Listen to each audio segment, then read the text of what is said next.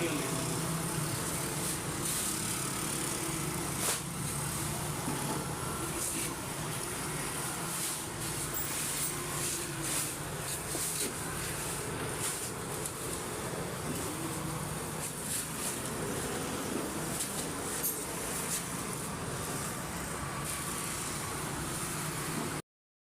पतरी से कैंची